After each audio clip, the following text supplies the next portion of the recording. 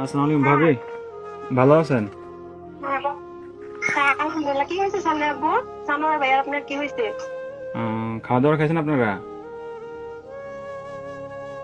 হ্যাঁ, খাবারে খাইছি। কেন কিছু হয়েছে? হ্যালো। কিছু হয় নাই। হ্যালো ভাইয়া, হ্যাঁ, কি হয়েছে?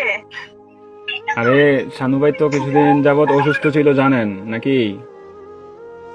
হ্যাঁ, কি হয়েছে? শানু ভাই কয়েকদিন যাবত অসুস্থ ছিল, ট্রিটমেন্ট নিছে।